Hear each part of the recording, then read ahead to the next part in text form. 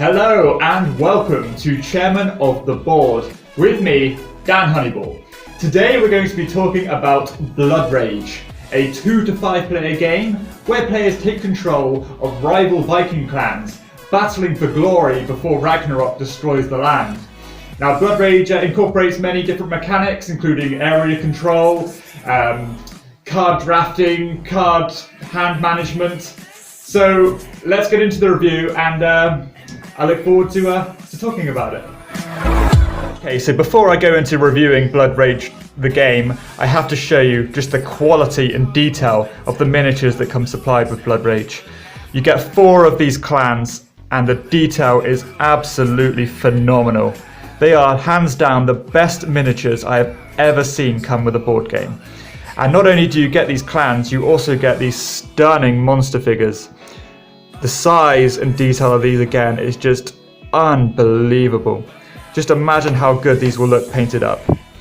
We have the sea monster here, absolutely fantastic.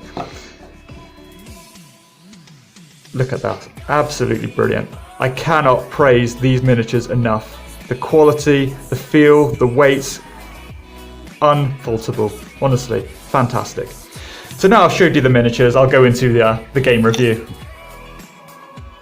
Okay, so in addition to those stunning miniatures, there are several things I love about Blood Rage. And number one is the card drafting mechanic. Now this is very interesting and I'm going to tell you how it works now. So basically a deck of cards is divided into a number of piles equal to the number of players playing the game. And then what will happen is that each player will be given a deck and they will choose the most appealing card to them. And then they will pass, and once every player has done this, they will pass their deck to the player on their left, and the process will continue. Now this is really interesting, and it's a pretty fair way as well of dividing these cards. And it's interesting to see which cards kind of come back round to you and guess how or which approaches players are taking with this game. Because these cards are actually very, very cool and interesting and dynamic. And they really dictate the strategy the players are going to take throughout the game. And I'm going to explain a couple of these strategies now.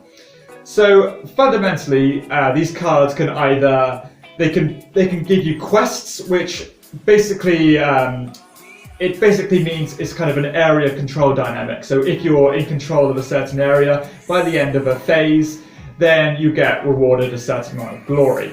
They can also boost your kind of fighting prowess in battle, or they can give you clan upgrades to boost the strength of your troops. Or they can also, the most interesting one in fact, is these low-key cards, which actually reward you for dying. So kind of going on these suicide missions is actually very rewarding, and you killing your own troops is beneficial. And I love that dynamic.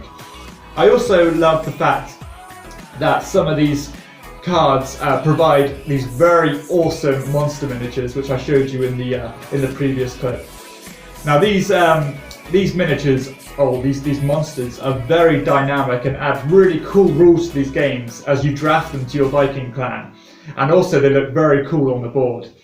So that's one of the things I really love about Blood Rage, the fact that there are so many different strategies you can take, or different ways of gaining glory, which ultimately wins you or loses you the game. I also really enjoy the playtime of Blood Rage. Now with a game of such choice and strategy, you would really expect a longer kind of playtime. And I think that's a real credit to the game design of Blood Rage. The rules are so streamlined and there's no kind of excess baggage with this game. Every decision is very to the point and slick, and I really love that about Blood Rage. There's nothing there that doesn't need to be there, and also everything that is there is vital. So I think that's really, really worth mentioning and taking into consideration, because this game never kind of goes on much longer than an hour and a half at tops, and that's with 4 players. So there aren't many games that provide that level of this experience in such a respectable amount of time. I also feel that Blood Rage ventures into new ground in terms of thematics, especially with this whole Norse Ragnarok kind of feel. And as I touched on earlier, some of the cards drafted can reward you for killing your own troops. And this is also embedded in the rules themselves. Basically, this game is divided into 3 phases. And at the end of each phase, or age, then a part of the map is destroyed by Ragnarok. And anyone in that part of the map is killed, and points are rewarded to the controllers of those troops.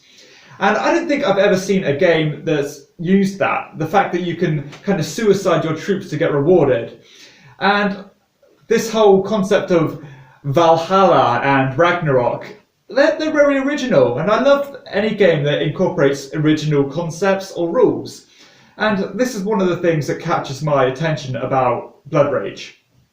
And also with these so many different ways of gaining glory, then it's very difficult to determine who's going to win by the end of the game. Because some of these rewards that come from killing your troops, or maybe from gaining a certain amount of stats you get from pillaging areas, they can really boost your points by the end of the game. And that kind of unpredictability goes a long way with me. I don't like it when it's obvious who's going to win very early in the game.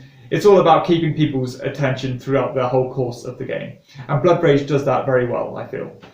So those are the things I really do enjoy about Blood Rage. Now I'm going to go into a couple of parts that I think can maybe be improved about the game. Okay, so the biggest problem I found with Blood Rage is that it doesn't reward being aggressive enough. Every time I've played this game and taken a defensive mentality, I've done a lot better than I have than when I've tried to be proactive and take other people's land. And I feel this kind of is a bit of a juxtaposition with the actual concept of the game. Because I feel that this is the mentality and approach people take, because a lot of these cards that people draft, they're very paper, rock, scissors kind of feel.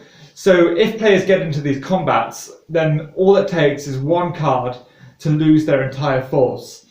And that really does encourage players to just sit where they are, fill up the gaps so nobody else can come into their area, and just collect quest points and collect glory in ways that doesn't risk their own force or clan. And I feel that's a bit of a shame.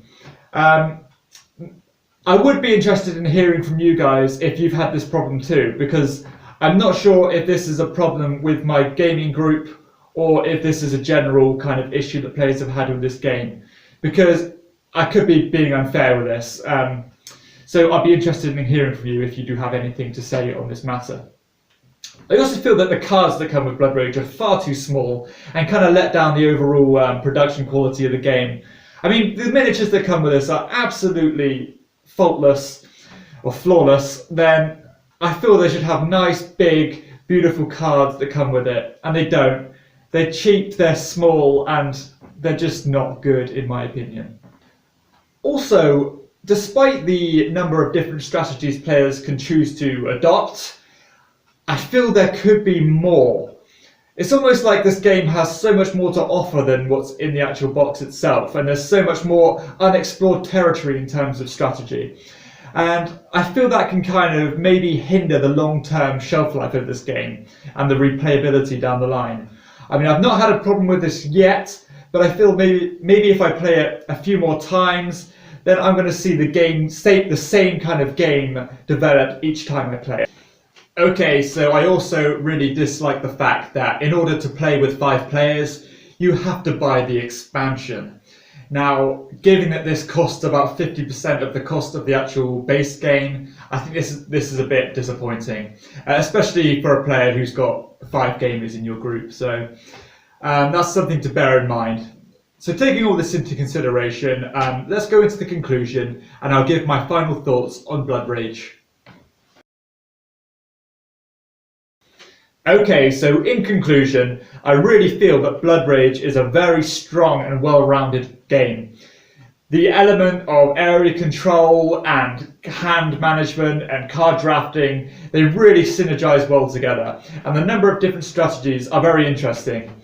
Yes, I feel the game could really award being aggressive more, but Again, I don't know if this is more personal to my gaming group, so I would be interested in hearing what you have to say about this. Oh yeah, overall this game is very, very high quality. I've never known a game to come with such beautiful components. I really cannot fault the miniatures. They are out of this world good. The rules are very streamlined and offer so much in terms of strategy for such a simple set of rules. I mean, at first you can think this game is not that light, but once you get playing it, there really is only there's like 5 or 6 decisions you can take, and each one is vital. So the rules themselves aren't overwhelming, but you're really thinking about what's best to do for you, and getting a real kind of feel of what you're going to do to get the most glory out of each turn is vital. I hope this video has given you a good idea of what to expect out of Blood Rage. It's a very solid game with fantastic time investment. Thank you very much for watching. This has been Chairman of the Board. I've been Dan Honeyball. Stay tuned for the criteria breakdown of Blood Rage, and I will see you next time.